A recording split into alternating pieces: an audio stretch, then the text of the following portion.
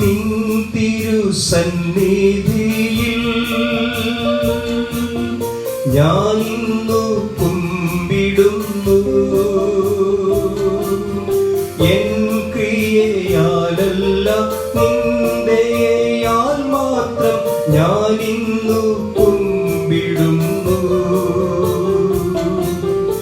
N ക്രിയയാലല്ല നിന്റെയാൽ മാത്രം ഞാനിന്നു കുമ്പിടുന്നു. ദൈവനാമത്തിന് മഹത്വമുണ്ടാകട്ടെ. ഇന്നത്തെ പ്രഭാത ധ്യാനത്തിനായി വിശുദ്ധ മത്തായിയുടെ സുവിശേഷം 15-ാം അധ്യായം 21 മുതൽ 28 വരെയുള്ള വാക്യങ്ങൾ. ഇന്നത്തെ ധ്യാനചിന്ത സകലരെയും ഉൾക്കൊള്ളുവാനുള്ള വിളി എന്നുള്ളതാണ്. ഇന്നത്തെ വേദഭാഗത്ത് നാം കാണുന്നത് ഒരു കനാന്യ സ്ത്രീയും യേശുവുമായുള്ള സംഭാഷണമാണ്. ആ സ്ത്രീ യഹൂദ സമൂഹത്തിൽപ്പെട്ടയാളല്ല. എന്നിരുന്നാലും അവൾ തൻ്റെ മകളുടെ സൗഖ്യത്തിനായി യേശുവിനെ സമീപിക്കുന്നു. ദൈവരാജ്യം ഒരു പ്രത്യേക ജനതയ്ക്കോ വിഭാഗത്തിനോ മാത്രമുള്ളതല്ല, അത് സകലർക്കും തുറന്നതാണ്. യേശു തൻ്റെ ശുശ്രൂഷയിലൂടെ സകലയും ഉൾക്കൊണ്ട് സ്നേഹിക്കുന്നു.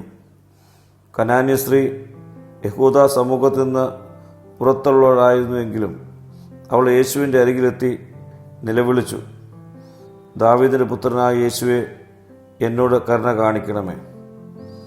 ദൈവത്തെ സമീപിക്കുവാൻ ഒരു ജാതിയുടെയോ പശ്ചാത്തലത്തിൻ്റെയോ തടസ്സം ഉണ്ടാകുകയില്ല. എല്ലാവരും ക്രിസ്തുവിൽ ഒന്നാണ്. സമൂഹം പലപ്പോഴും ചിലരെ പുറത്താക്കുന്നു, എന്നാൽ യേശുവിൻ്റെ ഹൃദയം അവരെ ഉൾക്കൊള്ളുന്നു.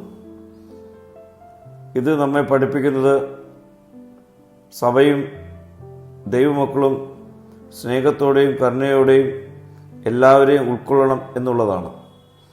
അവൾ യേശുവിൻ്റെ അരികിൽ വിനയത്തോടെയാണ് അപേക്ഷിക്കുന്നത്, കർത്താവേ, എന്നെ സഹായിക്കണമേ.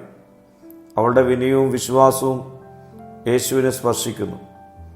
ദൈവം വിനയമുള്ളവർക്ക് കൃപ നൽകുന്നവനാണ്. ഈ കൃപ സകലർക്കും ലഭിക്കുന്നതാണ്. ദൈവത്തിൻ്റെ കൃപയ്ക്ക് അതിരുകളില്ല. ഇന്നത്തെ ധ്യാനം നമുക്ക് നൽകുന്ന ചിന്ത ദൈവത്തിൻ്റെ സ്നേഹം സകലർക്കും ഉള്ളതാണ് എന്നുള്ളതാണ്. സമൂഹം തള്ളിയവരെയും യേശു സ്വീകരിക്കുന്നു. വിശ്വാസവും വിനയവും ദൈവകൃപയെ ലഭ്യമാക്കുന്നു. സഭയുടെ ദൗത്യം സകലരെയും ഉൾക്കൊള്ളുന്ന സ്നേഹത്തിൽ ജീവിക്കുകയാണ്.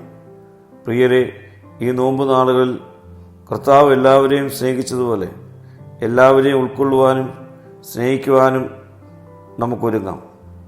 പ്രാർത്ഥിക്കാം. കർത്താവെ, നിൻ്റെ സ്നേഹം എല്ലാവരെയും സ്വീകരിക്കുന്ന ഹൃദയത്തിലേക്ക് എന്നെ ഒരുക്കണമേ. മഹത്വം നീ എടുക്കണം. യേശുവിൻ്റെ നാമത്തിൽ തന്നെ. ആമീൻ.